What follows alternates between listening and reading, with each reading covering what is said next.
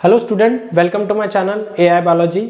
आणि आज आपण या व्हिडिओ लेक्चरमध्ये मेनली डिस्कस करणार आहे मेंडलचा जो थर्ड लॉ आहे तो लॉ डिस्कस करणार आहे की law of independent assortment. Law of independent assortment आणि हा मेंडलचा कितवा लॉ आहे? थर्ड नंबरचा लॉ आहे. ठीक आहे, मेंडलचा थर्ड लॉ. सगळ्यात पहिले लॉ ऑफ आपण डिस्कस केलेला आहे law of dominance, second number आहे लॉ ऑफ सेग्रिगेशन आणि थर्ड नंबर आहे तुमचा लॉ ऑफ इंडिपेंडंट असॉर्टमेंट. ठीक आहे, आता बघा की मेनली रिलेटेड काय आहे की जो की मोनोहायब्रिड क्रॉस होते. सगळ्यात पहिले काय झाले की दोन जे क्रॉस होते ते का तुमचे मोनोहायब्रिड आणि हा जो क्रॉस आहे तो आहे तुमचा डायहायब्रिड क्रॉस आहे. काय तुमचा डायहायब्रिड क्रॉस. डाय म्हणजे दोन होते, ज्या लॉ मध्ये दोन कॅरेक्टर क्रॉस केला जाईल त्याला डायहायब्रिड क्रॉस असे म्हणतात. ठीक आहे, तर या लॉचं टायटल पाहून घेऊ. या लॉचं टायटलच आपल्याला लॉचं स्टेटमेंट सांगन आणि लॉचं स्टेटमेंट नंतर लॉचं एक्सप्लेनेशन सांगन की कशा पद्धतीनं हा लॉ काम करते किंवा या लॉचं बेसिकली काय म्हणणं आहे. ठीक आहे, तर सगळ्यात पहिले बघा की लॉ ऑफ इंडिपेंडन्स म्हणजे नेमकं काय. याला काय दिलेलं आहे? इंडिपेंडंट दिलेलं आहे. काय दिलेलं आहे? इंडिपेंडंट. इंडिपेंडंट म्हणजे स्वतंत्र. इंडिपेंडंट म्हणजे स्वतंत्र. ठीक आहे, तर म्हणजे काय की कोणताही जीन, ऐकून घ्या काय म्हटलेलं आहे तुम्हाला, कोणताही जीन कोणत्याही अनदर जीन सोबत टाइटली लॉक नसतो. काय असतो? टाइटली लॉक नसतो. तर तो काय असतो? तुमचा इंडिपेंडंट असतो. काय असतो? इंडिपेंडंट. ठीक आहे, काय असतो? इंडिपेंडंट. ठीक आहे, इंडिपेंडन्स पण म्हणू शकतो किंवा इंडिपेंडंट राहतं. ठीक आहे, तर म्हणजे लॉक नसतो म्हणजे काय की एखादा जीन आहे, फॉर एक्झाम्पल एखादा जीन आहे तो जीन सोबत टाइटली लॉक आहे अशी टेंडन्सी जीन शो करत नाही. तर जीन्स नेहमी काय टेंडन्सी शो करतात तर ते इंडिपेंडंट शो करतात. एका जनरेशन पासून दुसऱ्या जनरेशन पर्यंत जातात, जे की इंडिपेंडंटली जातात आणि इंडिपेंडंटली त्याचं फिनोटिपिकली ते काय करत असतात? एक्सप्रेशन करत असतात. म्हणूनच त्या लॉले काय म्हटलेलं आहे? लॉ ऑफ इंडिपेंडंट असॉर्टमेंट असं म्हटलेलं आहे. ठीक आहे, आता बघा की याचा आपण एक्झाम्पल घेणार आहे की कशा पद्धतीने एक्झाम्पल आहे. डायहायब्रिड क्रॉस आहे. डायहायब्रिड क्रॉस मध्ये दोन जीन घेऊ आपण. एक जीन घेऊ आपण हाईटचा, एक जीन काय घेऊ आपण? हाईटचा, कॅपिटल टी आणि एक पर्टिक्युलर जीन घेऊन घेऊ आपण. फॉर एक्झाम्पल एखादा कलरचा जीन घेऊन घेऊ. ठीक आहे, कलर. आता कलरचा आपल्या पद्धतीने आपण काय फिनोटिक कॅपिटल सी. त्यानंतर बघू की आता फॉर एक्झाम्पल हा एक पर्सन आहे. काय? एक पर्सन. ठीक आहे, एखादा पर्सन काढून घेऊ आपण जेणेकरून तुम्हाला व्यवस्थित एक्झाम्पल समजेल. हा पर्सन कोणता आहे? तुमचा ए पर्सन आहे. आणि या ए पर्सन मध्ये दोन जीन्स आहे. किती जीन्स आहे? दोन genes. For example capital T small T आणि small C. Capital T small C. एक आहे तुमचा टॉलनेसचा हाईटचा जीन आणि एक आहे तुमचा कलरचा जीन. अनंतर एखादा पर्सन पाहून घेऊ जो की स्मॉल आहे म्हणजे स्मॉल टी आणि त्याच्यामध्ये पण कलरचा जीन आहे म्हणजे कॅपिटल सी. आता हे एक्झाम्पल फक्त समजण्यासाठी आहे, आपल्याला करण्यासाठी दुसरं एक्झाम्पल आहे. व्यवस्थित लॉचं एक्सप्लेनेशन समजून घ्या, लॉचं स्टेटमेंट समजून घ्या जेणेकरून तुम्हाला लॉ फाइंड करण्यात इझी जाईल. आता बघा की आपण म्हणू शकतो की हा जर याच्यासोबत आता दोन जीन्स आहे, हा एक पर्टिक्युलर जीन्स आहे आणि हा एक पर्टिक्युलर जीन्स आहे, जे की हा टॉलनेसचा जीन आहे आणि हा कलरचा जीन आहे. लक्षात येतपर्यंत. आता बघा की हा जर कलरचा जीन असेल, आता कलर दोन वेगळ्या प्रकारचे कलर येतात, तर आपण गोरा कलर पकडू, व्हाईट कलर पकडू, जे की व्हाईट कलरमध्ये तुम्हाला व्यवस्थित एक्झाम्पल लक्षात येईल की काय म्हणणं आहे किंवा या लॉ ऑफ इंडिपेंडंटचं काय मिनिंग आहे. आता बघा की नेहमी, आता बघा की एक उंच माणूस आहे त्याच्यासोबत जर हा जीन टाईटली लॉक असता म्हणजे जीननं जर लॉकनेस टेंडन्सी जर शो केली असती तर काय झालं असतं? बघा, हा उंच माणूस आहे, हा नेहमी गोरा आला असता, नेहमी व्हाईट आला असता. पण असं होते का कधी? नेहमी उंच माणूस गोरा राहतो का? नाही, हे पॉसिबिलिटी नाही आहे. नेहमी उंच माणूस गोरा पण असू शकतो, नेहमी नाही. एखादा उंच माणूस गोरा असू शकतो, एखादा उंच माणूस काळा पण असू शकतो. ठीक आहे, तर मग बेसिकली काय आहे की हे दोन जीन वेगळ्या पद्धतीने आहेत. मग हे दोन जीन कधीही सोबत टाईटली लॉक म्हणजे टाईटली लॉक नसतात. म्हणजे समटाईम गोरा असू पण शकतो, समटाईम गोरा नसू पण शकतो. चारही पॉसिबिलिटी आहे. एखादा उंच माणूस गोरा असू शकतो, एखादा उंच माणूस काळा पण असू शकतो आणि एखादा उंच माणूस नसू पण शकतो, नाचू पण शकतो. म्हणजे बेसिकली काय की कोणताही जीन अनदर जीन सोबत टाईटली लॉक नसतो तर तो काय असतो? तुमच्या इंडिपेंडंट असतो. आणि हेच लॉ सांगते आपल्याला की law of independent assortment. Against काय म्हणू आपण? ठेंगण्याचा घेतला होता आपण. हा एक पर्सन ठेंगणा आहे. हा पर्सन ठेंगणा असल्या कारण याच्याकडे कलरचा जीन टाईटली लॉक आहे. जर आपण एक हायपोथेटिकली जर विचार केला तर मग टाईटली लॉक आहे तर नेहमी ठेंगणा माणूस गोरा आला असता. पण असं होते काय? नेहमी ठेंगणा माणूसही पण काय असू शकतो? तुमचा काळा पण असू शकतो आणि गोरा पण असू शकतो. म्हणजे याच्याहून काय दिसते आपल्याला? किती जीन्स आहे? इथं दोन जीन्स आहे. हा एक पर्टिक्युलर जीन आणि हा अनदर जीन. या एक्झाम्पलवरून तुम्हाला काय समजते की कोणताही जीन कोणत्याही अनदर जीन सोबत टाईटली लॉक नसतो तर ते काय असतात? तुमचं इंडिपेंडंट असतात. आलं लक्षात? लिंकेज एक टर्म आहे पण ते लिंकेज तुम्हाला समोर लक्षात येईल आणि लिंकेज एक वेगळी टर्म्स आहे त्याच्यामध्ये समोर तुम्हाला चॅप्टर सोबत तुम्हाला लक्षात येऊन जाईल. ठीक आहे, तर म्हणजे याच्याहून एक्झाम्पल समजलं तुम्हाला. आता बघा थोडंसं आपण स्टेटमेंटच्या इकडे जाऊ. काय म्हणते की law state that when in hybrid processing 2 or more pair. किती पेयर्स आहे याच्यामध्ये 2 पेयर्स आहे. बघा किती पेयर घेतले आपण 2 पेयर घेतल्या. हे एक्झाम्पल सॉल्व्ह करण्यासाठी नाही, सॉल्व्ह आपण एक्झाम्पल मेंडलचंच करणार आहे. ठीक आहे, तर मग काय झालेलं आहे किती पेयर आहे 2 पेयर्स आहे आणि 2 पेयर्स ऑफ कॉन्स्ट्रक्टिंग कॅरेक्टर किंवा कॉन्स्ट्रक्टिंग फॅक्टर. आता इथं फॅक्टर दिलेलं आहे, इथं जीन दिलं असतं तर थोडं इझी झालं असतं, पण तुम्हाला पुस्तक एकदम सोपी पद्धतीने दिल्या जात नाही. आता ऑब्व्हियसली गोष्ट आहे बायोलॉजी थोडं क्रिटिकल राहणार आहे, पण आम्ही तुम्हाला सोपं करून सांगणारच आहे. तिथं फॅक्टर आहे तिथे जीन असलं थोडंसं इझी गेलं असतं.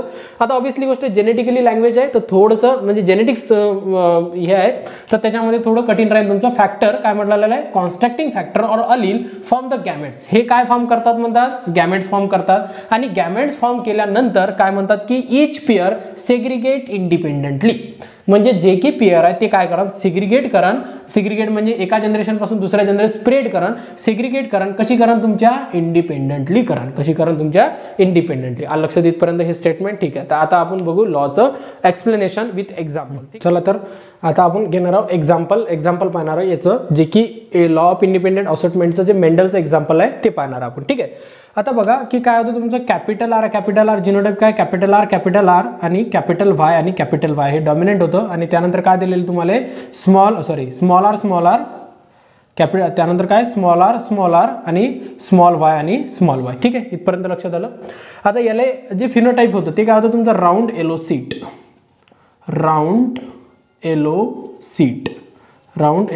सीट. ठीक आहे, इथपर्यंत लक्षात आलं. हे काय होतं तुमचा राऊंड येलो सीट, त्यानंतर काय रिंकल ग्रीन सीट. काय होतं तुमचा रिंकल ग्रीन सीट. ठीक आहे, हे फिनोटिपिकली झालं. ठीक आहे, इथपर्यंत लक्षात आलं. आता याला थोडं आयडेंटिफाय करून घ्या. हे काय तुमचं जिनोटाइप्स आहे. हे काय तुमचं टाइप्स. ठीक आहे, हे जिनोटाइप्स आहे. त्यानंतर हे काय तुमचं फिनोटाइप्स आहे. काय तुमचं फिनोटाइप्स. ठीक आहे, हे काय तुमचं जिनोटाइप्स होतं, हे काय तुमचं फिनोटाइप्स होतं. आता थोडंसं स्टेटमेंटच्या सोबतच चालू आपण. स्टेटमेंटच्या सोबत तुम्हाला लक्षात येईल की किती कॅरेक्टर घेतलेले इथं किंवा किती जीन्स घेतलेले 2 जीन्स घेतले 2 कॅरेक्टर घेतलेले आहे. एक घेतलेलं आहे तुमचा राऊंडचं आणि एक घेतलेलं आहे तुमच्या येलोचं. एक घेतलं आहे तुमच्या रिंकलचं आणि एक घेतलं आहे तुमच्या ग्रीनचं. लक्षात येतपर्यंत म्हणजे capital R small Y sorry capital R capital Y small R आणि स्मॉल वाय. लक्षात येतपर्यंत. ठीक आहे, आता बघा की हे झाल्यानंतर काय करू याच्यामध्ये क्रॉस करण्याच्या मेथड मी तुम्हाला ऑलरेडी पहिले सांगितलेलं आहे. आता बघा की एकदम सिंपल वे मध्ये तुम्हाला सांगतो क्रॉस करायचं. त्यानंतर याला आपण स्टेटमेंट सोबत रिलेट करू. इकडल्या साईडनं काय कॅपिटल आर, इकडल्या साईडनं काय तुमचा स्मॉल आर. ठीक आहे, इकडल्या साईडनं काय तुमचा कॅपिटल वाय आणि इकडल्या साईडनं काय तुमचा स्मॉल वाय. ठीक आहे, तर हे कोणती जनरेशन झाली तुमची, हे झाली तुमची F1 जनरेशन. काय झाली तुमची F1 जनरेशन. ठीक आहे, इथपर्यंत लक्षात आलं. हे झालं तुमची F1 जनरेशन. आणि F1 जनरेशन झाल्यानंतर काय करावं लागते आपल्याला, कोणती काय म्हणजे सगळ्यात महत्त्वाची गोष्ट काय की हेच कॅरेक्टर या कॅरेक्टर सोबत काय करणार आपल्याला सेल्फिंग करणार. काय करणार आहे सेल्फिंग. ठीक आहे, तर या कॅरेक्टरने सेल्फिंग करा म्हणजे हेच कॅरेक्टर याच्यासोबत क्रॉस करणार आहे. तर याचे काय करणार आहे आपल्याला गॅमेट फॉर्मेशन करणार आहे. जसं की सांगितलेलं आहे आपण काय करणार आहे गॅमेट फॉर्मेशन. आता गॅमेट फॉर्मेशन करा तर गॅमेट फॉर्मेशन कसे बनन गॅमेट बघा. सिंपल मेथड काय की पहिल्यासोबत कॅपिटल आर कॅपिटल. तर आता थोडंसं इकडे काढू आपण त्याच्यामध्ये. ठीक आहे, काय दिलेलं आहे तुमचं इथं कॅपिटल आर कॅपिटल वाय पहिला गॅमेट्स बदला. त्यानंतर हा पुन्हा दुसऱ्यासोबत कॅपिटल आर स्मॉल वाय. लक्षात येतपर्यंत अगेन्स्ट. आता बघा की हे झाल्यानंतर काय होईल की पहिलं कॅरेक्टर दोघांसोबत क्रॉस झालं. पहिलं कॅरेक्टर दोघांसोबत, आता दुसरं कॅरेक्टर पुन्हा स्मॉल आर कॅपिटल वाय आणि त्यानंतर काय दिलेलं आहे तुमचं स्मॉल आर आणि स्मॉल वाय. ठीक आहे, तर थोडं स्मॉल काढत चला. आता बघ हे दिलेलं आहे तुमचं हा स्मॉल आहे तर एकदम थोडं स्मॉल काढत चला जेणेकरून तुम्हाला लक्षात येईल. आता याला सेल्फिंग करणार आहे. मेल्स अँड फिमेल कोणतेही तुम्ही कन्सिडर करू शकता. आता बघा याला काय तुमचा कॅपिटल आर कॅपिटल वाय त्यानंतर पुन्हा कॅपिटल आर स्मॉल वाय त्यानंतर स्मॉल आर कॅपिटल वाय आणि स्मॉल वाय. ठीक आहे, याला बोर्ड मेथडमध्ये अरेंजमेंट करा. काय करा बोर्ड मेथडमध्ये अरेंज करा आणि बोर्ड मेथडमध्ये अरेंज केल्यानंतर याला काय करणार आहे तुम्हाला क्रॉस करणार आहे. काय करणार आहे क्रॉस. ठीक आहे, आता क्रॉस करा याच्यामध्ये बघा याला व्यवस्थित अरेंजमेंट करा आणि क्रॉस करू आपण फास्ट पद्धतीनं. थोडंसं फास्ट करू. 1-2 बॉक्स सांगून देत मी तुम्हाला. काय इथचा कॅपिटल आर आणि वरच्या साईडचा कॅपिटल आर, इथचा कॅपिटल वाय आणि इथचा कॅपिटल वाय. अशा पद्धतीने क्रॉस करणार आहे. Capital R capital Y small Y त्यानंतर काय कॅपिटल आर स्मॉल आर त्यानंतर कॅपिटल वाय त्यानंतर कॅपिटल आर त्यानंतर काय झालं तुमचं कॅपिटल आर त्यानंतर स्मॉल आर त्यानंतर capital Y small Y. Capital small small त्यानंतर कॅपिटल स्मॉल कॅपिटल स्मॉल, त्यानंतर काय आलं तुमचं capital R small Y small Y. ठीक आहे. अगेन्स्ट काय तुमचं capital R small R capital Y, त्यानंतर कॅपिटल आर स्मॉल आर, त्यानंतर कॅपिटल वाय स्मॉल वाय, त्यानंतर small R capital Y small R, त्यानंतर कॅपिटल वाय स्मॉल वाय.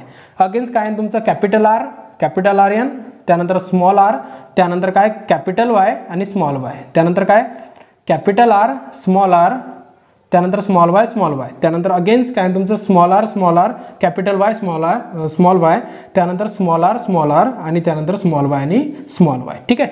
तर हे जे जनरेशन झाली, हे जनरेशन कोणती झाली तुमची F2 जनरेशन झाली. ही काय झाली तुमची F2 जनरेशन. ठीक आहे. इथपर्यंत लक्षात आलं. हे कोणती जनरेशन झाली F2 जनरेशन. आता आपण क्रॉस केलेलं एवढं मोठं. आता क्रॉस केल्यानंतर काय झालं की याच्यामध्ये जे जनरेशन आलेले आहेत त्याच्यामध्ये जनरेशन पाहू आपण काय आहे तर याचा जो रेशिओ आहे, आता बघा की डॉमिनंट कॅरेक्टर याच्यामध्ये 9 डॉमिनंट कॅरेक्टर आहे, त्यानंतर याच्यामध्ये रेसेसिव्ह कम्प्लिटली रेसेसिव्ह एक कॅरेक्टर आहे आणि त्याच्यामध्ये इंटरमिडिएट कॅरेक्टर दिसतात. आता बघा की हे इथं दिलेलं आहे इंटरमिडिएट. आता इंटरमिडिएट बघा की याच्यामध्ये काय येलो राऊंड म्हणजे कम्प्लिटली डॉमिनंट आहे तुमचा, जो की येलो राऊंड होता. असे किती कॅरेक्टर आले तुमचे 9. हे रेशो तुम्हाला लक्षात ठेवणं आहे. याचा रेशो एक्झाममध्ये विचारला जातो. त्यानंतर काय दिलेलं आहे की हे जे ग्रीन रिंकल्स आहे हे कॅरेक्टर बघा स्मॉल आर हे किती कॅरेक्टर आहे तुमचं 1 आहे. ठीक आहे. तर त्यानंतर याच्यामध्ये काय आहे तुमचं 3 हे कॅरेक्टर आणि 3 कॅरेक्टर म्हणजे 9:3:3:1. लक्षात काय रेशो आहे त्याचा 9:3:3:1. हा रेशो आहे तुमचा. कोणता रेशो आहे तुमचा फिनोटिपिक रेशो. कशाचा तुमचा इंडिपेंडंट असोर्टमेंटचा. जिनोटिपिकली रेशो तुम्हाला इम्पॉर्टंट नाही, जो की तुम्हाला विचारला जात नाही. तुम्हाला फिनोटिपिकली रेशो विचारला जाते इंडिपेंडंट असोर्टमेंटचा. जो जिनोटिपिकली रेशो तो भरपूर लंबा राहतो. तर जनरली तुम्हाला कोणता विचारला जाते इंडिपेंडंट असोर्टमेंटचा फिनोटिपिकली रेशो. आता बघा की याला आपण एक्झाम्पल सहित काय करू रिलेट करू. आता बघा स्टेटमेंट दिलेलं आहे की state the law processing the 2 character. बघा किती कॅरेक्टर घेतले आपण, हा एक कॅरेक्टर आणि हा अनदर कॅरेक्टर. ठीक आहे. आणि 2 कॅरेक्टर केल्यानंतर constructing character factor allele form the gametes. काय फॉर्म करतात म्हणतात गॅमेट्स. आपण हे जे केलेले हे काय केलं तुम्ही गॅमेट्स फॉर्म केलं. लक्षात इथपर्यंत. आणि गॅमेट्स फॉर्म केल्यानंतर काय होतात की काय म्हटलेलं आहे हे की इच पेअर सेग्रिगेट इंडिपेंडंटली. हाच सगळ्यात महत्त्वाचा रूल म्हणजे इम्पॉर्टंट आहे. सेग्रिगेट इंडिपेंडंटली जे की आता आपण इथं पाहणार आहे. आता बघा की कॅरेक्टर किती होते 2. एक होता तुमचा येलो आणि एक होता तुमचा राऊंड आणि एक तुमचा येलो, जे की कोणासोबत होता डॉमिनंट सोबत होता. त्यानंतर एक होता तुमचा रिंकल आणि एक होता तुमचा ग्रीन. आता बघा की येलो राऊंड तर आलेले आहेत ऑब्विसली गोष्ट आहे. तर मग काय आलेलं आहे जे की रिंकल आहे जे की तुमचा रेसेसिव्ह होता आणि काय त्याच्यासोबत काय जुळलेला आहे कलर येलो कलर जुळलेला आहे. काय जुळलेला आहे येलो कलर. म्हणजे काय की या गोष्टीतून आपल्याला काय लक्षात येते की कोणतेही जीन, आता हे 2 वेगळे जीन्स आहे, हा वेगळा जीन्स आणि हा वेगळा जीन, म्हणजे कोणतेही जीन कोणत्याही जीन सोबत टाइटली लॉक नाही तर ते काय राहतात इंडिपेंडंट राहतात.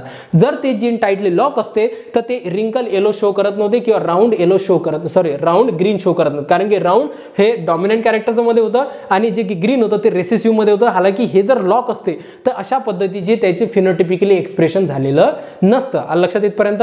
म्हणजे नेमकं काय की कोणतेही जीन का राहतात इंडिपेंडंट राहतात ना की टाइटली लॉक राहतात. म्हणून त्या लॉले काय म्हणतात लॉ ऑफ इंडिपेंडंट असोर्टमेंट असे म्हणतात. ठीक आहे. तर मी तुम्हाला सिम्पलेस्ट वेने सांगितलं की लॉ ऑफ इंडिपेंडंट काय. ठीक आहे.